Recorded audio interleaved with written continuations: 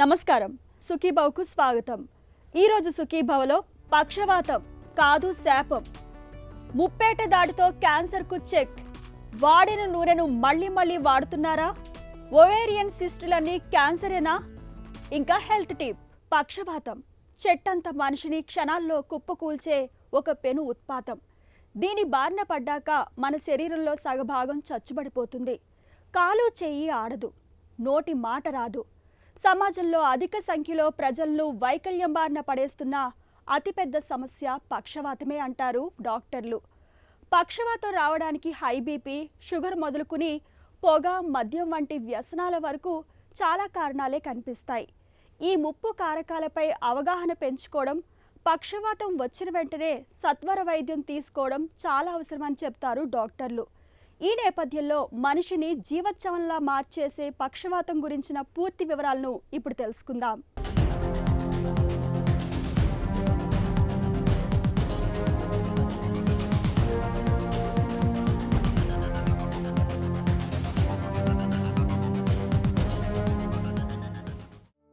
కరవు వస్తే అల్లాడిపోతాం, వరదలు వచ్చినా విలవిల్లాడతాం.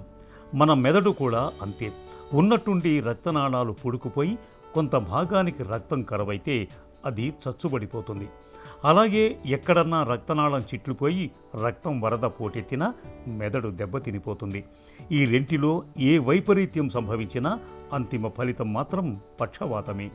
చెట్టంత మనిషిని హఠాత్తుగా నిర్వీర్యుణ్ణి చేసే అతిపెద్ద వైపరీత్యం ఇది. ఒంట్లో సగభాగం చచ్చుబడి కాలు చెయ్యి ఆడక, నోట మాట రాక ఆ మనిషి అనుభవించే దురవస్థకు అంతుండదు. మన ఇళ్లల్లోని నీళ్ల గొట్టాలనే మన మెదడులో రక్తనాళాలు ఉంటాయి. ఇంటి గొట్టాల్లో నీళ్లు ప్రవహిస్తూ ఉంటే ఈ మెదడులోని నాళాల్లో రక్తం ప్రవహిస్తూ ఉంటుంది. ఇవి కీలక మెదడు భాగాలకు నిరంతరం రక్తం అందిస్తూ ఉంటాయి. ఈ రక్తనాళాలు ఎక్కడన్నా పూడుకుపోయినా లేక ఇవి ఎక్కడన్నా పగిలిపోయినా మెదడులో హఠాత్తుగా తలెత్తే అతి పెద్ద ఉపద్రవమే పక్షవాతం. బ్రెయిన్ స్ట్రోక్ అనగానే 4-5 రకాలుగా విభజిస్తారండి. ఒకటి, రక్తనాళాలు బ్లాక్ అయిపోయి దానివల్ల వచ్చే స్ట్రోక్ని ఇస్కిమిక్ స్ట్రోక్ అంటాం. ఏదైతే రక్తనాళాలు చిట్లి బ్లీడింగ్ అయ్యి బ్రెయిన్లో దాన్ని హెమరేజిక్ స్ట్రోక్ అంటాం. ఈ ఇస్కిమిక్ స్ట్రోక్లోనే మళ్ళీ చాలా రకాలుగా ఉండొచ్చండి. ఒకటి, ఇంకా బ్లడ్ క్లాట్ శరీరంలో ఏ భాగంలో అయినా, ముఖ్యంగా హార్ట్, నెక్ వెజల్స్లోంచి ట్రావెల్ అయ్యి బ్రెయిన్ ఎండ్ ఆర్టరీస్ అంటే లాస్ట్ చివరి ఆర్టరీకి బ్లాక్ అయితే కనుక దాన్ని మనం ఎంబాలిక్ స్ట్రోక్ అని చెప్పేసి అంటాం. అది హార్ట్ నుంచి రావచ్చు, రక్తనాళాల్లోంచి బ్రెయిన్కి వెళ్ళి స్ట్రోక్ రావచ్చు. దాన్ని ఎంబాలిక్ స్ట్రోక్ అంటాం. బ్రెయిన్లోనే ఆరిజినేట్ అయ్యి రక్తనాళాలు పూడుకుపోవడం, దాన్ని ఎథెరోస్క్లెరోటిక్ స్ట్రోక్ అంటాం. ఇలా రకరకాలుగా ఈ స్ట్రోక్ వచ్చే అవకాశం ఉంటుంది. హార్ట్ స్ట్రోక్లో ఏ రిస్క్ ఫ్యాక్టర్స్ మనం కన్సిడర్ చేస్తాం, అయ్యే సేమ్ బ్రెయిన్ స్ట్రోక్లో కూడా రిస్క్ ఫ్యాక్టర్స్ కన్సిడర్ చేస్తాం. కొన్ని ఏంటంటే మాడిఫైయబుల్ రిస్క్ ఫ్యాక్టర్స్ అంటాం, కొన్ని నాన్ మాడిఫైయబుల్ రిస్క్ ఫ్యాక్టర్స్ అంటాం. మాడిఫైయబుల్ రిస్క్ ఫ్యాక్టర్స్ అంటే ఏంటంటే మన చేతిలో ఉండేవి, వాటిని మనం సరిదిద్దుకోగలిగినవి. Like alcohol, smoking, lifestyle, stress, environmental pollutants, age group, ఇవన్నీ modifiable risk factors. Non modifiable risk factors అంటే gender, male, female, age group, ఇవన్నీ non modifiable risk factors. So వీటినేమో మనం ఏమి చేయలేం. సో మాడిఫైయబుల్ రిస్క్ ఫ్యాక్టర్స్ ఏమేమి ఉంటాయో అన్నింటినీ మనం సరిదిద్దుకోగల అవకాశం ఉంటుంది. జనరల్గా అందరికీ తెలిసింది చెయ్యి కాలి పడిపోవటం, పక్షవాతంతో ప్రజెంట్ అవుతారు. కానీ అది కాకుండా ఇంకా చాలా ఉంటాయి. సడన్గా కళ్ళు తిరిగినట్టు ఉండటం, ఎంతకి బ్యాలెన్స్ కోల్పోవటం, ఎంతకి సరిగ్గా నడవలేక అటు ఇటు తూలిపోతున్నట్టు రావటం, కళ్ళు సరిగ్గా కనిపించకుండా 1-2 కనపడటం, కళ్ళు వాలిపోవటం, ఫేస్ పక్కకి వెళ్ళిపోవటం, ఇవన్నీ కూడా స్ట్రోక్ యొక్క ముఖ్యమైన లక్షణాలు. సో ఏదైనా ప్రమాదకరంగా కొద్దిగా డిఫరెంట్గా కనిపిస్తే మాత్రం వెంటనే న్యూరాలజిస్ట్ని కలవటం ఎంతో ముఖ్యం స్ట్రోక్లో. పక్షవాతం మన శరీర మొత్తాన్ని నడిపించే మెదడులో కల్లోలం రేపేటువంటి ఉపద్రవం. దీంతో శరీరంలో సగభాగం చచ్చుబడిపోవచ్చు. మెదడులో ఏ భాగం దెబ్బతింటే ఆయా ప్రాంతం నియంత్రణలో ఉండే అవయవాలు పట్టుతప్పిపోతాయి. ఉదాహరణకు మెదడులో చేతిని నియంత్రించే భాగం దెబ్బతింటే చేయి పడిపోవచ్చు. చూపునకు సంబంధించిన భాగం దెబ్బతింటే చూపు, జ్ఞాపక శక్తికి సంబంధించిన భాగం దెబ్బతింటే జ్ఞాపక శక్తి కోల్పోవచ్చు. పక్షవాతం అనేది ఉన్నట్టుండి ఊడిపడే సమస్యేం కాదు. పక్షవాతం రావటానికి ముందు దాని తాలూకు అనుమానిత సంకేతాలు మన శరీరంలో చాలానే కనిపిస్తాయి. ఉన్నట్టుండి ముఖం, కాలు, చెయ్యి మొద్దుబారుతున్నట్టు, ముఖ్యంగా ఒంట్లో ఒకవైపు బలహీనపడుతున్నట్టు, పట్టు తప్పుతున్నట్టు అనిపించటం, ఉన్నట్టుండి మాట తడబడటం, అంతా అయోమయంగా, ఒక కన్ను లేదా 2 కళ్ళల్లో చూపు తగ్గినట్లు అనిపించటం, నడక కష్టంగా మారటం, తలంతా తిరుగుతున్నట్లుగా ఉండటం, ఉన్నట్టుండి ప్రత్యేకించి కారణమేదీ లేకుండానే తీవ్రమైన తలనొప్పి మొదలవటం, ఇవన్నీ పక్షవాతాన్ని పట్టించే అనుమానిత సంకేతాలే. స్ట్రోక్ లక్షణాలు స్టార్ట్ అయిన నుంచి 4.5 hours అనేది చాలా చాలా ముఖ్యమైన హవర్స్. ఎందుకంటే ఆ 4.5 hours లోపల కనుక మనం ఒక రకమైన ఇంజెక్షన్ ఇస్తే స్ట్రోక్ టోటల్గా రివర్స్ అయ్యే అవకాశాలు చాలా ఎక్కువగా ఉంటాయి. ప్లస్ లైఫ్ థ్రెటనింగ్ అంటే ప్రాణాంతకమైన సిచ్యువేషన్ ఎంతో కొంత తగ్గించే అవకాశాలు ఉంటాయి. ఎందుకంటే ఆ ఇంజెక్షన్ ఒక థ్రాంబోలైసిస్ అనే ఒక పద్ధతి ద్వారా బ్రెయిన్లో ఏదైతే క్లాట్ ఉందో దాన్ని మనం కరిగిచ్చే ఒక ఇంజెక్షన్ని మనం ఇచ్చే అవకాశం 4.5 hours లోపల మాత్రమే ఉంటుంది. మనం ఫస్ట్ కొన్ని టెస్టులు చేసి ఇది ఇస్కీమిక్ స్ట్రోక్ అంటే బ్లడ్ క్లాట్ వల్ల వచ్చిన స్ట్రోకా లేకపోతే హెమరేజిక్ స్ట్రోకా అంటే సిటీ స్కాన్ బ్రెయిన్ ఒకటి చేసి ఇస్కీమిక్ స్ట్రోకా హెమరేజిక్ స్ట్రోకా అనేది మనం నిర్ధారిస్తాం. ఇస్కీమిక్ స్ట్రోక్ అయితే కనుక ఆ 4.5 hours లోపల కొన్ని టెస్టులు చేసి ప్లేట్లెట్ కౌంట్ అని PTINR అని చెప్పేసి వాటిని చూసి కాంట్రాఇండికేషన్స్ అవి ఏమీ లేవు అంటే వ్యతిరేకంగా కొన్ని బ్లడ్ క్లాట్కి ఏ పద్ధతులు వ్యతిరేకంగా లేవు అనుకుంటే మనం వెంటనే ఇంజెక్షన్ ఇవ్వటం వల్ల స్ట్రోక్ని రివర్స్ అయ్యచ్చు. కొన్ని సెంటర్స్లో థ్రాంబెక్టమీ అంటే డైరెక్ట్గా లోపలికి వెళ్ళి క్లాట్ని తీసేసే పద్ధతులు కూడా ఇప్పుడు అందుబాటులోకి వచ్చినాయి. పక్షవాతం ప్రధానంగా 2 రకాలుగా రావచ్చు. మెదడులోని రక్తనాళాల్లో ఎక్కడన్నా పూడిక ఏర్పడి రక్త సరఫరా నిలిచిపోవడంతో మెదడులోని కొంత ప్రాంతానికి రక్త సరఫరా అందదు. దీన్ని ఇస్కీమిక్ స్ట్రోక్ అంటారు. ఇక రక్తపోటు పెరగటం వల్ల కానీ లేకపోతే రక్తనాళాల గోడల్లో ఇతరత్రా సమస్యలు తలెత్తటం వల్ల కానీ మెదడులోని రక్తనాళం ఎక్కడైనా చిట్లినప్పుడు అక్కడ రక్తం గడ్డకడుతుంది. దీన్ని హెమరేజిక్ స్ట్రోక్ అంటారు. ఇస్కీమిక్ స్ట్రోక్ విషయంలో రక్తనాళాల్లో పూడికల్ని కరిగించేందుకు మందుల్ని ఇస్తూ మెదడుకు సాధ్యమైనంత త్వరగా రక్త సరఫరాను పునరుద్ధరించాల్సి ఉంటుంది. 2వ తరహా పక్షవాతం హెమరేజిక్ స్ట్రోక్ విషయంలో రక్తపు గడ్డల్ని కరిగించే మందులు కాకుండా ఇతరత్రా మందులతో చికిత్స చేయాల్సి ఉంటుంది. అవసరమైతే ఆపరేషన్ కూడా చేయాల్సి ఉంటుంది. పక్షవాతం విషయంలో తొలి 4-5 గంటలు చాలా కీలకమని, ఈ గోల్డెన్ అవర్స్లో వైద్యం సాయం అందితే పక్షవాతం ప్రభావాన్ని చాలా వరకు తగ్గించవచ్చని చెబుతారు డాక్టర్లు. ఫిజియోథెరపీ అనేది చాలా చాలా ముఖ్యమైన అంశం స్ట్రోక్ తర్వాత. ఎందుకంటే ఏదైతే పక్షవాతం వచ్చిందో అలా రిహాబిలిటేషన్ చేయకపోతే టోటల్గా కండరాలు, చేతులు, చెయ్యి, కాలు ఏదైతే పక్షవాతం వచ్చిందో అది టోటల్గా స్టిఫ్గా అయిపోయి పని చేయకుండా అయిపోతాయి. సో మనం ఎంతైతే రిహాబిలిటేషన్ చేసి మనం ఫిజియోథెరపీ అన్నీ చేయటం వల్ల పేషెంట్ మొబిలిటీ ఇష్యూస్ని ఎంతో కొంత ఎక్సర్సైజెస్, ఫిజియోథెరపీ వీటి వల్ల రికవరీకి చాలా ఎక్కువ ఛాన్సెస్ ఉంటాయి. సో పెద్ద స్ట్రోక్స్ వచ్చి కొన్ని అంశాలు ఉంటాయి. అంటే మెంగలేకపోవటం ఇవన్నీ వచ్చినప్పుడు ట్యూబ్ ద్వారా ఫీడింగ్ చేయటం, లేకపోతే యూరిన్ అది సరిగ్గా పట్టలేకపోవటం వల్ల యూరిన్ బ్యాగ్ అది జాగ్రత్తగా మెయింటైన్ చేయటం, బెడ్ సోర్స్ అవి రాకుండా కంటిన్యూస్ ప్రొలాంగ్డ్గా బెడ్ మీద ఉండటం వల్ల బెడ్ సోర్స్ అవన్నీ రాకుండా ఉండటం, యాస్పిరేషన్ ఏదైతే ఊపిరితిత్తుల్లో వెళ్ళి ఇన్ఫెక్షన్ అది రాకుండా, ఇవన్నీ స్ట్రోక్ రిహాబిలిటేషన్లో చాలా ముఖ్యమైన అంశాలు. ఇవన్నీ కాపాడటం వల్ల స్లోగా పేషెంట్ బయటకు వచ్చే అవకాశాలు చాలా చాలా ఎక్కువగా ఉంటాయి. Smoking, alcoholism and environmental factors, stress, కొన్ని రకాల ఇన్ఫెక్షన్స్ ఇవన్నిటిని కూడా మనం మాడిఫైబుల్ రిస్క్ ఫ్యాక్టర్స్ అంటాం. ఇవన్నిటిని అదుపు చేయటం వల్ల, స్మోకింగ్ ఆపేయటం వల్ల, ఆల్కహాల్ లిమిట్ చేసుకోవటం, స్ట్రెస్ తగ్గించుకోవటం, lifestyle modification, regular walking, sleep patterns ఇవన్నీ జాగ్రత్తగా మెయింటైన్ చేయటం వల్ల స్ట్రోక్ని చాలా వరకు రాకుండా ఉండటానికి ప్రివెంట్ చేసే అవకాశాలు ఉంటాయి. నిత్య జీవితంలో కొన్ని చిన్న విషయాల్లో శ్రద్ధ తీసుకుంటే పక్షవాతాన్ని తేలికగానే నివారించుకోవచ్చు. హై బీపీ, షుగర్, కొలెస్ట్రాల్ వంటి వాటిని ఖచ్చితంగా అదుపులో పెట్టుకోవాలి. పొగ, మద్యం వంటి చెడు వ్యసనాలకు దూరంగా ఉండాలి. ఉప్పును మితంగా తీసుకోవాలి. నిత్యం తగినంత శారీరక శ్రమను కల్పించుకోవాలి. గుండెకు సంబంధించిన ప్రతి చిన్న సమస్య పక్షవాతానికి దారితీసే అవకాశం ఉంటుంది. కాబట్టి గుండె సమస్యల విషయంలో నిర్లక్ష్యం చేయకుండా తగిన వైద్య సాయం తీసుకోవాలి. రోజు తక్కువ డోసులో ఆస్పిరిన్ మాత్ర తీసుకుంటే మళ్లీ పక్షవాతం వచ్చే అవకాశం బాగా తగ్గుతుంది. ఒంట్లో నీటి శాతం తగ్గటం, బొజ్జ పెరగటం, నిద్రలో శ్వాస ఇబ్బందులు తలెత్తటం ఇవన్నీ పక్షవాతాన్ని తెచ్చిపెట్టే ప్రేరేపకాలే. వీటిపై ఓ కన్నేసి ఉంచాలి. పక్షవాతానికి నివారణే చికిత్స. పక్షవాతం వచ్చినా సరే తొలి 4-5 గంటల్లో తగిన వైద్యం పొందగలిగితే చాలు. పక్షవాతం దుష్ప్రభావాల్ని చాలా వరకు నివారించుకోవచ్చు. హెల్త్ న్యూస్ మీకోసం. క్యాన్సర్ కణాలు శరీరంలో రోగనిరోధక ప్రతిస్పందనను అడ్డుకుంటూ ఉంటాయి. తద్వారా స్వీయ వృద్ధికి బాటలు వేసుకుంటాయి. దీన్ని సమర్థంగా తిప్పికొట్టే సరికొత్త చికిత్సా విధానాన్ని అమెరికాలోని యేల్ విశ్వవిద్యాలయానికి చెందిన శాస్త్రవేత్తలు అభివృద్ధి చేశారు. ఏకకాలంలో బహుళ లక్ష్యాలపై విరుచుకుపడడం ఈ ఇమ్యూనోథెరపీ ప్రత్యేకత. ఇది 4 రకాల క్యాన్సర్లపై సమర్థంగా పనిచేస్తున్నట్లు తేలింది.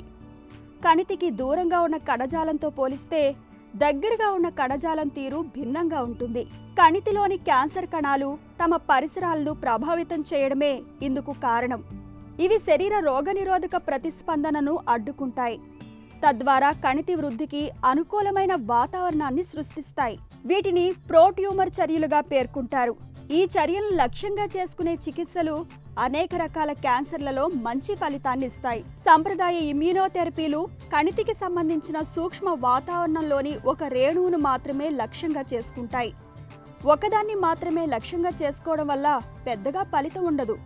ఈ నేపథ్యంలో ఒకే చికిత్సతో బహుళ లక్ష్యాలపై దాడి చేయడం ముఖ్యమని శాస్త్రవేత్తలు గుర్తించారు. ప్రోట్యూమర్ చర్యలను ఏకకాలంలో లక్ష్యంగా చేసుకోవడానికి పరిశోధకులు CAS13 అనే జన్యు ఎడిటింగ్ ప్యాకేజ్పై దృష్టి సారించారు. ఇది RNAను లక్ష్యంగా చేసుకుని దాన్ని క్షీణింపజేస్తుంది.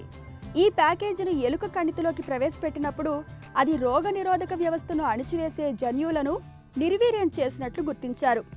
ఫలితంగా కణితి సూక్ష్మ వాతావరణం సమూలంగా మారిపోయింది. క్యాన్సర్ కణాలపై దాడి చేయగలిగేలా రోగనిరోధక ప్రతిస్పందన మెరుగుపడింది.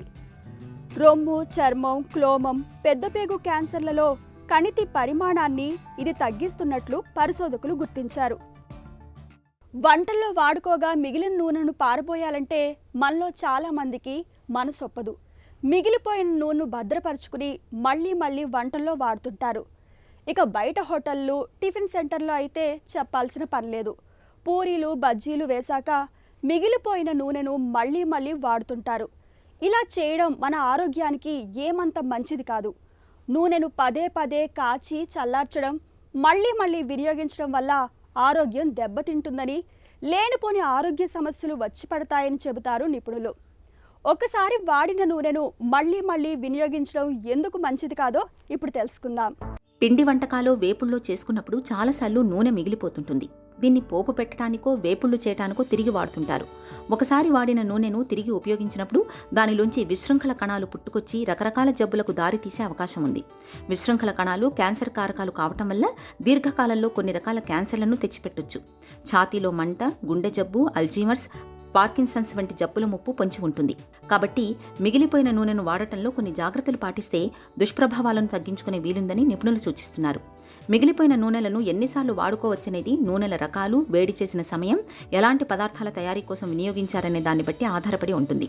మిగిలిపోయిన నూనె పూర్తిగా చల్లబడిన తర్వాత శుభ్రంగా వడపోసి గాలి దూరని సీసాలో భద్రపరచుకోవడం మంచిది. దీంతో నూనెలోని ఆహార పదార్థాలు తొలగిపోతాయి, త్వరగా చెడిపోకుండా ఉంటుంది. ఈ నూనెల రంగు, చిక్కదనాన్ని కూడా గమనిస్తుండాలి. రంగు బాగా ముదిరినట్టు కనిపించినా, మరీ చిక్కగా ఉన్నట్టు తోచినా వెంటనే ఆ నూనెని వాడకపోవడమే మంచిది. కాస్త వేడెక్కగానే నూనెలో నుంచి పొగ వస్తున్నట్టయితే అందులో HNA అనే హానికారక పదార్థం ఉండే అవకాశం ఉంది. HNAకి పార్కిన్సన్స్, అల్జీమర్స్, కాలేయ వ్యాధి వంటి జబ్బులతో సంబంధం ఉండటం గమనార్హం. నిజానికి అన్ని నూనెలు ఒకే రకమైనవి కావని గుర్తించాలి. కొన్ని వేడిని ఎక్కువగా తట్టుకుంటే మరికొన్ని తక్కువ వేడిగా పొగలు కక్కుతాయి. వేడిని ఎక్కువగా తట్టుకునే పొద్దుతిరుగుడు నూనె, తౌడు నూనె, పల్లి నూనె, నువ్వుల నూనె, ఆవ నూనె వంటివి వేపుళ్లకు, పిండి పదార్థాల తయారీకి బాగా పనికొస్తాయి. ఇక వేడిని అంతగా తట్టుకోలేని ఆలివ్ నూనె వంటివి పోపుళ్ల వంటి తక్కువ వేడి అవసరమైన వాటికి పనికొస్తాయి. అందువల్ల వంటకాలకు అనుగుణంగా తగిన నూనెను ఎంచుకోవటం మేలు. ఒకసారి వాడిన నూనెను తిరిగి వాడకపోవడం అన్నింటికన్నా మంచిది. ఒకవేళ వాడాల్సి వస్తే తిరిగి వేపుళ్లకు వాడకూడదని గుర్తుంచుకోవాలి. అండాశయాల్లో నీటి బుడగలు ఉన్నప్పుడు నెలసరిలో చిక్కులు మొదలుకుని గర్భధారణలో ఆటంకాల వరకు ఎన్నో అవాంతరాలు ఎదురవుతుంటాయి. అండాశయాల్లో ఎక్కువ మొత్తంలో నీటి బుడగలు ఉన్నప్పుడు ఆ పరిస్థితిని పాలిసిస్టిక్ ఓవేరియన్ సిండ్రోమ్ అని పిలుస్తారు. అదే అండాశయాల్లో కొద్ది మొత్తంలో నీటి బుగ్గలు ఉన్నప్పుడు ఆ పరిస్థితిని ఒవేరియన్ సిస్టులుగా వ్యవహరిస్తారు. ఈ సిస్టుల్లో చాలా వరకు హానికరం కానివే ఉంటాయి. అయితే అరుదుగా క్యాన్సర్ సిస్టులు కూడా ఉండే అవకాశం ఉంటుంది. నెలసరిలో చిక్కులతో పాటు పొత్తు కడుపులో తీవ్రమైన నొప్పిని తెచ్చిపెట్టే ఒవేరియన్ సిస్టులకు కారణాలు, క్యాన్సర్ సిస్టులకు చికిత్సా మార్గాల గురించి డాక్టర్ అడిగి ఇప్పుడు తెలుసుకుందాం. ఒవేరియన్ సిస్ట్ అంటే ఏంటి?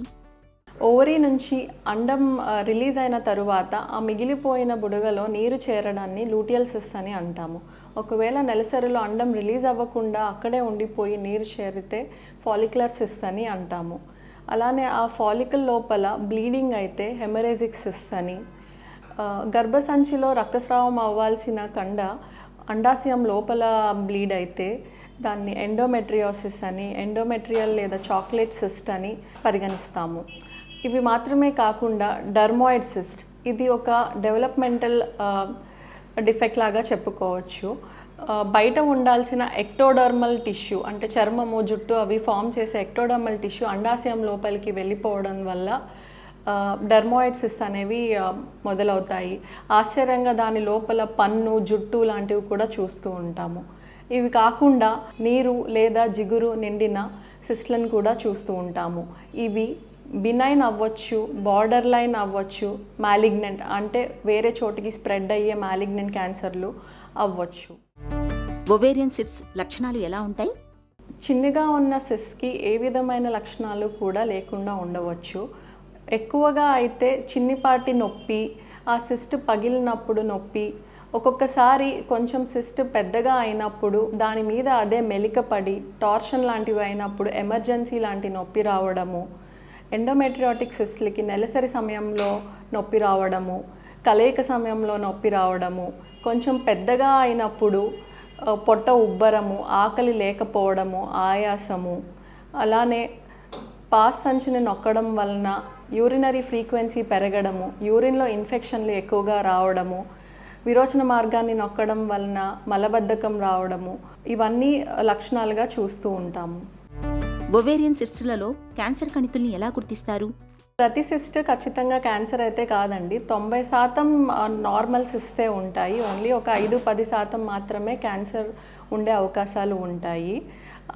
వ్యక్తి యొక్క వయసును బట్టి, దాని యొక్క ఆ సిస్ట్ యొక్క పరిణామాన్ని బట్టి, దాని యొక్క క్యారెక్టర్ అంటే దాని లోపల ఉట్టి నీరే ఉందా లేక గదులు గదులుగా సెప్టేషన్స్ ఉన్నాయా, లోపల గట్టి పదార్థం సాలిడ్ టిష్యూ ఏమన్నా ఉందా అన్న దాన్ని బట్టి క్యాన్సర్ అనుమానం ఉందా లేదా అని చూస్తాము. ఒకవేళ అనుమానం ఉన్నట్లయితే ఎంఆర్ఐ లేదా సిటీ స్కాన్ చేయించడము, CA-125, HE4 లాంటి మార్కర్స్ని చేయించడం ద్వారా నివృత్తి చేసుకుంటాము. సాధారణ ఒవేరియన్ సిస్ట్లకు చికిత్స ఎలా ఉంటుంది? బినైన్ సిస్ట్లు, చిన్నగా ఉన్న సిస్ట్లని ఏమీ చికిత్స చేయకపోయినా ఏమీ ఇబ్బంది పెట్టవు. ఒకవేళ నొప్పి కలుగ చేస్తున్నా, 5 సెంటీమీటర్ల కంటే పెరిగినట్లు ఉన్న సిస్టెక్టమీ లేదా పూర్తిగా ఓవరీని రిమూవ్ చేయడం, ఓవేరియక్టమీ లాంటి ప్రొసీజర్స్ లాప్రోస్కోపీలో చేయవచ్చు. డర్మాయిడ్ సిస్ట్, ఎండోమెట్రియాటిక్ సిస్ట్లు 5 సెంటీమీటర్ల కంటే ఎక్కువ ఉంటే వాటిని సర్జికల్గా, లాప్రోస్కోపిక్గా రిమూవల్కి చెప్తాము.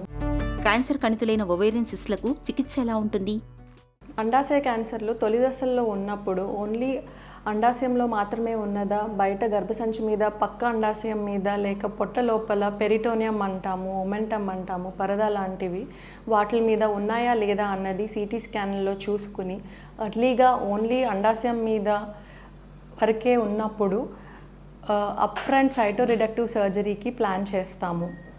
ఒకవేళ ఎక్స్టెన్సివ్ డిపాజిట్స్ ఉండి అవయవాల లోపల కూడా డిపాజిట్స్ ఉండడం, ఎక్స్టెన్సివ్గా పెరిటోనియల్ డిపాజిట్స్ ఉండడము, ఊపిరితిత్తుల చుట్టూ నీరు చేరడము, ఇటువంటి అడ్వాన్స్డ్ స్టేజ్లో కనుక వస్తే మొదటిగా బయాప్సీ చేసి నియో అడ్జువెంట్ థెరపీ, కీమోథెరపీ ఇవ్వడం ద్వారా ఆ డిసీజ్ బర్డన్ని కొంతవరకు తగ్గించి ఆ తరువాత ఇంటర్వెల్ డీబల్కింగ్ సర్జరీ అని పూర్తిగా ఉన్న క్యాన్సర్ని మిల్లీమీటర్ కూడా ఉండకుండా తీయడమే దానికి అసలైన చికిత్స. ఒవేరియన్ సిస్ట్లకు చికిత్స తర్వాత ఎలాంటి జాగ్రత్తలు తీసుకోవాలి? ఒకసారి సర్జరీ అయిపోయాక పూర్తిగా కీమో పూర్తి చేసినాక వాళ్ళని ఫాలో అప్లో పెడతాము. ఒవేరియన్ క్యాన్సర్ అనేది కొంచెం చాప కింద నీరులా ఉంటూనే ఉంటుంది. మళ్ళీ ఎప్పుడో ఒకసారి 2-3 సంవత్సరాల్లో ఎక్కడో ఒక చోట పెరిటోనియంలోనో పేగులోనో మళ్ళీ తిరిగి వచ్చే అవకాశాలు ఉంటాయి.